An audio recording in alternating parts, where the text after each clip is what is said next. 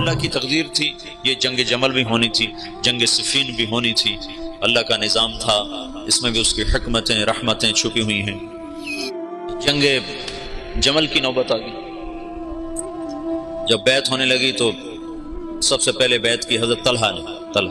ان کا یہ ہاتھ بیکار ہو گیا تھا احد کی لڑائی میں نا، تلوار وہ تیروں کو سہتے سہتے، جو اللہ کے نبی پر تیر آتا تو آگے ہاتھ کر دیتے تھے، تو سارا ہاتھ ختم ہو گیا، وہ الٹے ہاتھ سے لڑتے تھے۔ اس کے بعد تو انہوں نے جب بیعت کی نا تو ایک آدمی نے کہا اوہو یہ بیعت تو ٹھیک نہ ہوگی، وہ بیکار ہاتھ سے کی نا، تو انہوں نے فال لی اس سے، اللہ کے نبی بھی فال لیتے تھے، کَإِنَّ هَذِهِ الْبَيْعَةَ لَا تَتِمُّ، یہ کام سرے نہیں چڑھے گا۔ 4 سال دکھ سہتے سہتے آخر شہید ہو گئے۔ اتنے دکھی ہو گئے تھے آخری دنوں میں حضرت علی کہ اپنی یوں داڑھی پکڑ کے کہتے تو کب رنگین ہو، تو کب رنگین ہو، کیونکہ اللہ کے نبی نے کہا تھا علی تو اس وقت تک نہیں مر سکتا جب تک تیری داڑھی تیرے خون سے رنگین نہ ہو جائے، تیرے سر کے خون سے رنگین نہ ہو جائے۔ اور صالح علیہ السلام کی اونٹنی کا قاتل اشقا تھا، میری امت کا اشقا وہ ہوگا جو تجھے قتل کرے گا۔ تو پھر ایسے داڑھی کو پکڑ کر کہتے تو کب رنگین ہو، پھر کہتے وہ اشقا کدھر ہے، وہ اشقا کدھر ہے، وہ آتا کیوں نہیں، وہ کدھر ہے۔ اتنے دکھی ہو گئے تھے، بے وفائی، لوگوں کی جفا۔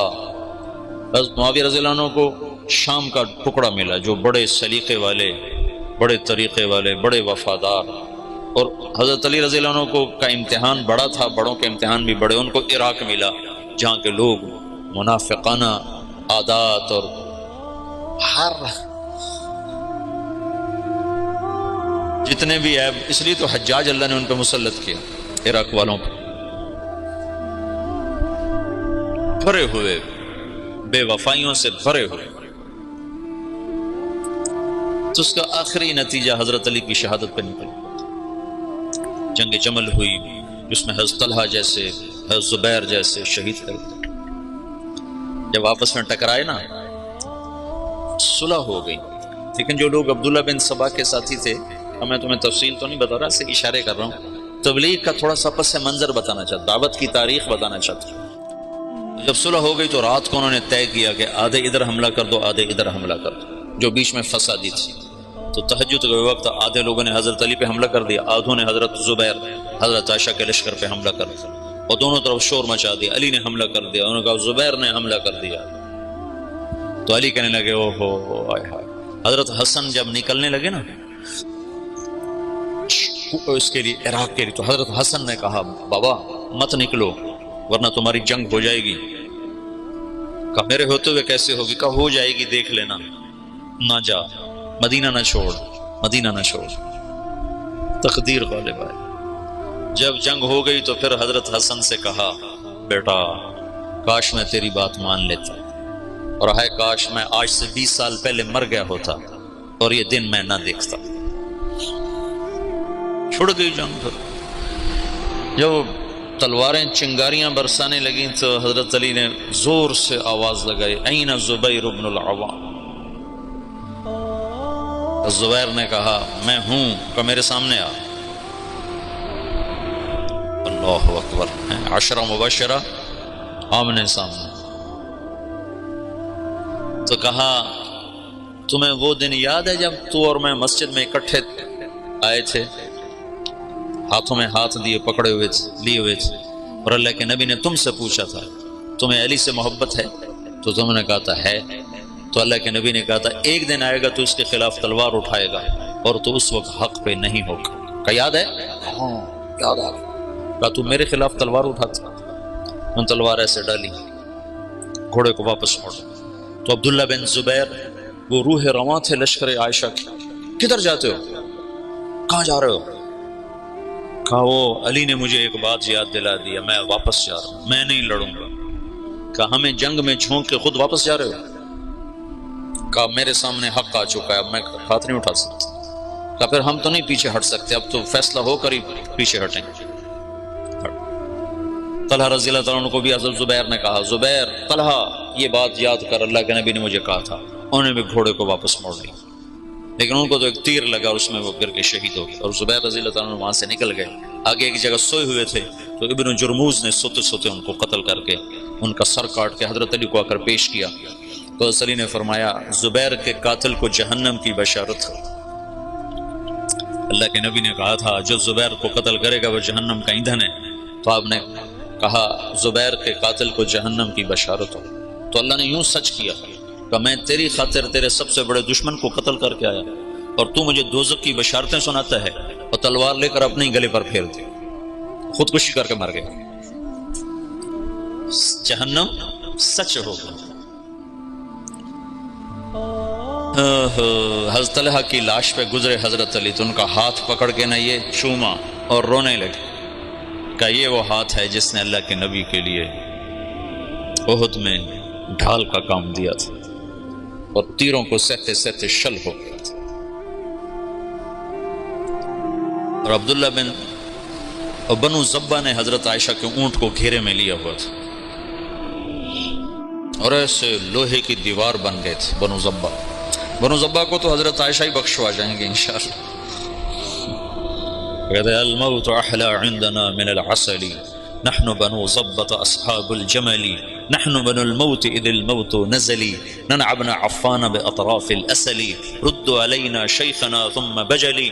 یہ رجز پڑھ رہے تھے اور جان کی بازی لگا رہے تھے۔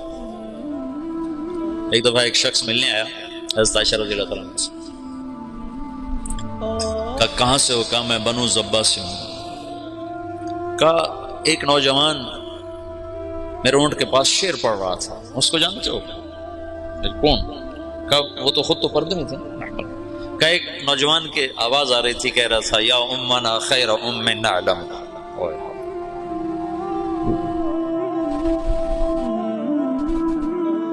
یا امنا خیر ام نعلم اما ترین کم شباب یکلم وتفتلی حامته والمعصم۔ تو وہ کہنے لگا جی وہ میرا سگا بھائی تھا۔ تو عائشہ روتے روتے روتے ساری چادر آنسوں سے تر کرتا۔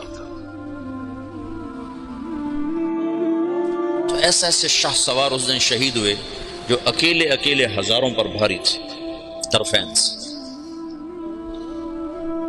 آخر میں عبداللہ بن زبیر رضی اللہ تعالیٰ عنہ نے حضرت عائشہ کے اونٹ کو پکڑا، پھر آخر تک وہ جمے، ورنہ جو آتا تھا وہ قتل ہو جاتا، یا وہ قتل ہو جاتا یا قاتل یا حملہ آور قتل ہو جاتا تھا۔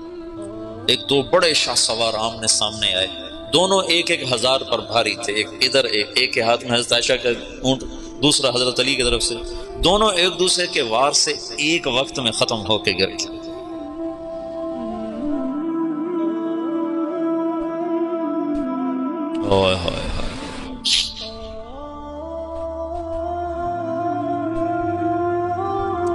پھر وہ آخر حضرت علی نے کہا اونٹ کو گراؤ ورنہ جنگ ختم نہیں ہوگی، اونٹ کو گراؤ۔ انہوں نے اونٹ پر وار کیے، اونٹ گرا۔ جو دور کے لوگ تھے انہوں نے وہ کو تحقیق پھر تھوڑے ہوتے، ان کو حضرت اما عائشہ تو شہید ہو گئی، بس وہ ایسے دل برداشتہ ہوئے کہ پھر میدان چھوڑ دیا۔ تو حضرت علی نے فرمایا کوئی کسی کے پیچھے قتل کے لیے نہ بھاگے، مال غنیمت کے طور پر مال نہ لوٹا جائے۔ تو محمد بن ابو بکر حضرت عائشہ کے بھائی، اسماء بنت عمیس کے بیٹے، وہ حضرت علی کی طرف سے تھے۔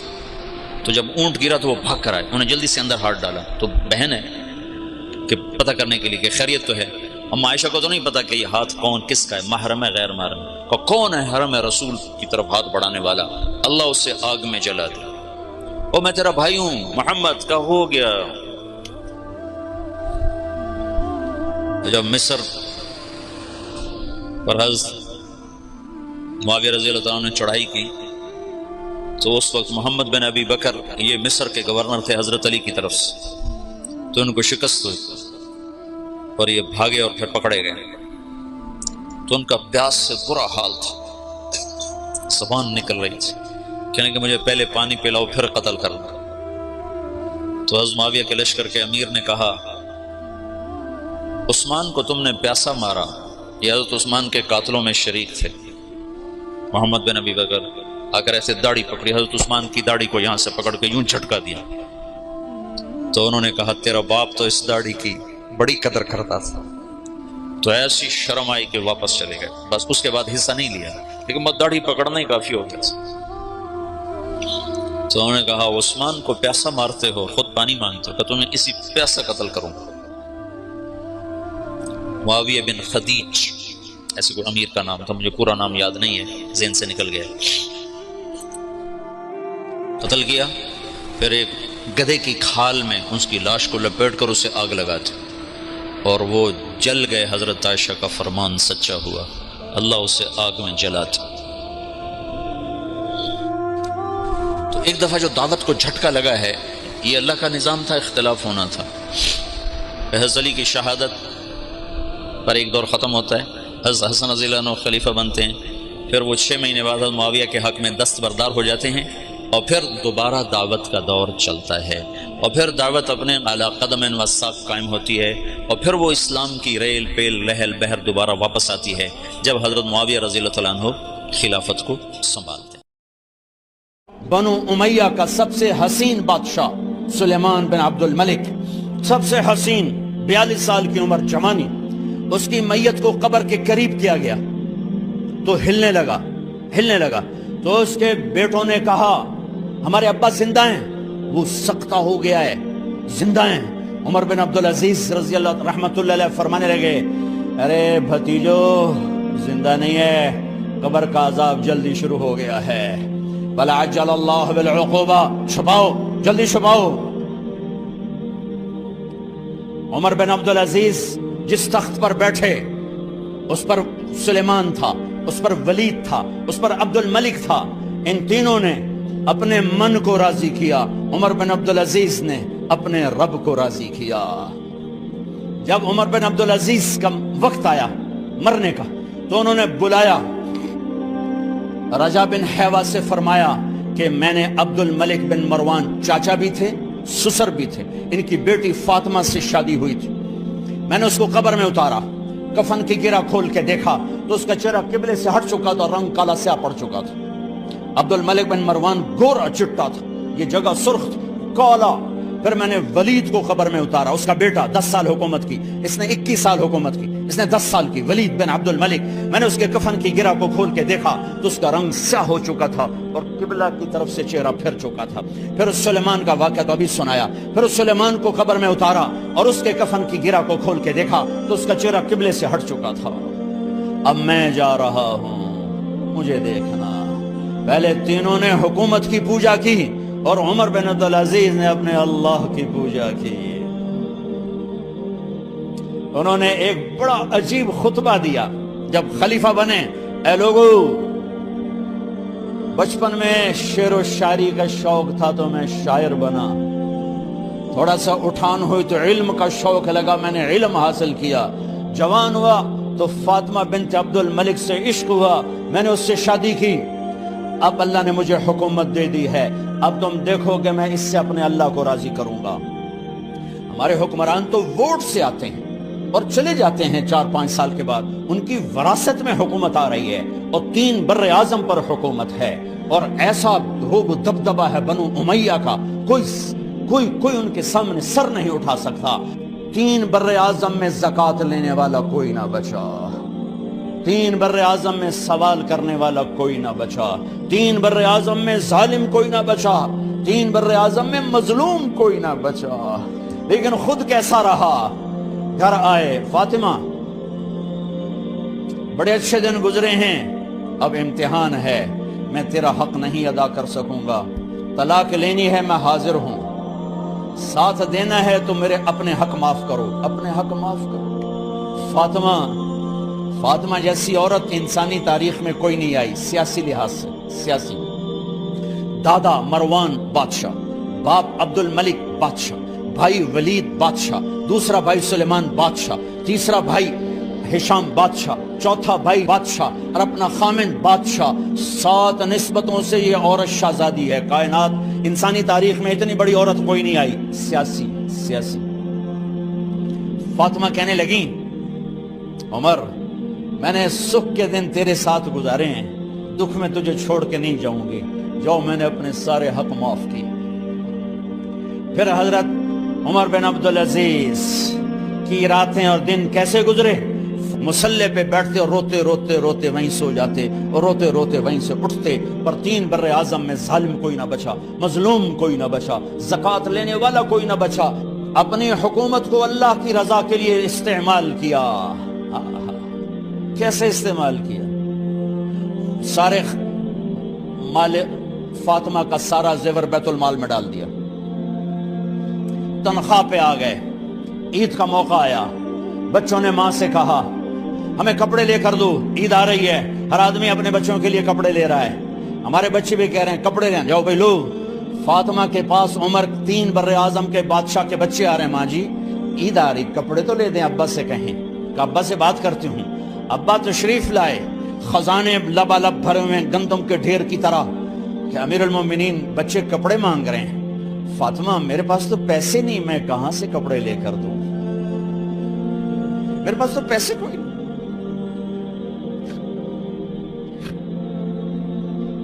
حضرت فاطمہ نے کہا پھر بچوں کا کیا کروں؟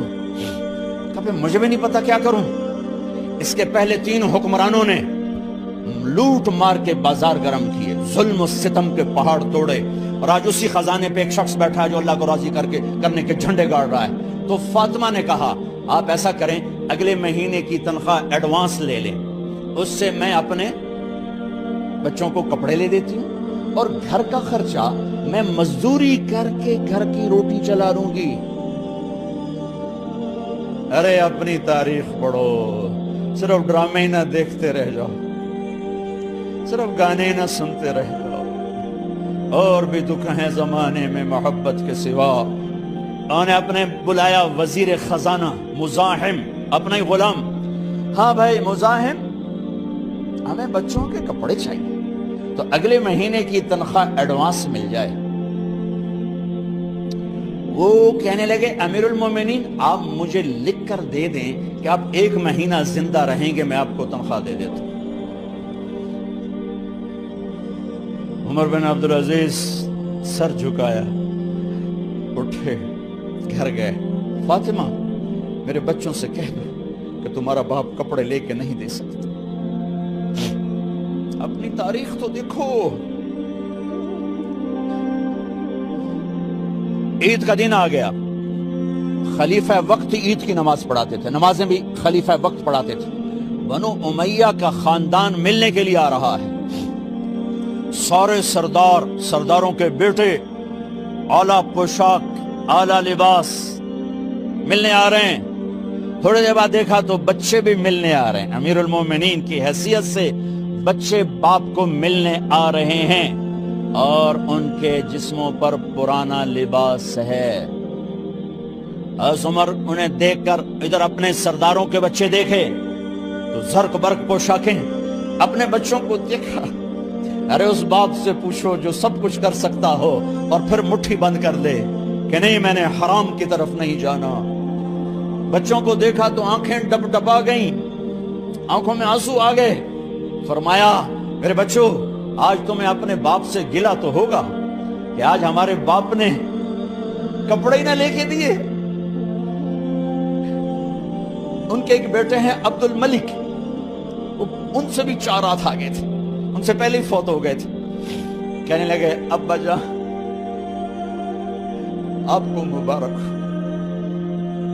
آج ہمارا سر بلند ہے، ہم شرمندہ نہیں ہیں، آپ کو مبارک ہو، آپ نے قومی خزانے میں بددیانتی نہیں کی ہے، ہم شرمندہ نہیں ہیں، انسانوں کو کپڑوں پہ نہیں تولا جاتا۔ آج کا میرا دیس کمالدار اتنا فقیر ہو گیا ہے، اتنا چھوٹا ہو گیا ہے کہ وہ اپنا تعارف کروانے کے لیے 50 لاکھ کی گھڑی لیتا ہے، 6 لاکھ کا جوتا لیتا ہے۔ آج کی بیگم اتنی چھوٹی ہو گئی ہے کہ اپنے قد کو بڑا کرنے کے لیے وہ 10 لاکھ کا ہینڈ بیگ لیتی ہے کہ دیکھو میرا بیگ 10 لاکھ کا ہے۔ ارے میری بہن تو 10 ٹکے کی بھی نہیں رہی اگر تو نے بیگ سے اپنے آپ کو بڑا بنایا۔ او میرے دوست تو 2 ٹکے کا نہیں ہے اگر تو 10 لاکھ کے جوتے اور 50 لاکھ کی گھڑی سے اگر تو بڑا بننا چاہتا ہے۔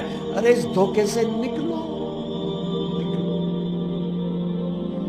برینڈڈ کہاں جا رہے ہو؟ جب تم اپنی ذات میں بے قیمت ہو تو رب ذل جلال کی قسم تمہاری گھڑیاں، تمہارے بیگ، تمہاری گاڑیاں، تمہارے بنگلے تمہاری عزت کو بڑھا نہیں سکتے۔ ابا جان آج ہم خوشی سے بلند ہیں کہ ہمارے باپ نے بددیانتی نہیں کی، گھر میں تشریف لائے، کہنے کہ فاطمہ کچھ پیسے ہیں، میرا انگور کھانے کو جی چاہ۔ بس فاطمہ رونے لگی، فرمایا امیر المومنین خزانہ تو بھرا پڑا ہے، ایک درم کا بھی تیرا حق نہیں ہے کہ تو ایک درم لے کے انگور خرید لے۔ تو تڑپ اٹھے، فاطمہ میں جہنم نہیں برداشت کر سکتا۔ او میرے بھائیو جو دن رات سود میں پھنس چکے ہو، جو دن رات جوے شراب میں پھنس چکے ہو، کیسے اللہ کے سامنے سرخرو ہو کر کھڑے ہو گئے؟ ایک رات گھر میں تشریف لائے، بچیاں بیٹیاں منہ پہ ہاتھ کپڑا رکھو، دوپٹہ رکھو منہ پہ اور بات کریں۔ آپ نے پوچھا ارے کیا ہوا تمہیں، یہ منہ پہ کپڑا کیوں رکھتے ہو؟ تو خاموش ہو گئی، لیکن گھر کی خادمہ رو پڑی، کہا امیر المومنین آج آپ کی بیٹیوں نے کچا پیاز توڑ کے اس سے روٹی کھائی، سالن کھائی، اور میرے آج کا تاجر کہتا ہے جھوٹ نہ بولوں تو کاروبار کیسے، میرا افسر کہتا ہے رشوت نہ لوں تو گزارا کیسے کروں۔ تو عمر بن عبدالعزیز پھس پہ ہچکیوں کے ساتھ روئے کہ میری بچیوں میں تمہیں بڑے اچھے کھانے کھلا سکتا ہوں اور میں جہنم کی آگ برداشت نہیں کر سکتا۔ بھائیو اس بندے نے اپنے آپ کو ذبح کر دی، اللہ کو راضی کرنے کے لیے ذبح کر دی، اپنے ذات کو، اپنے جذبات کو، اپنے احساسات کو۔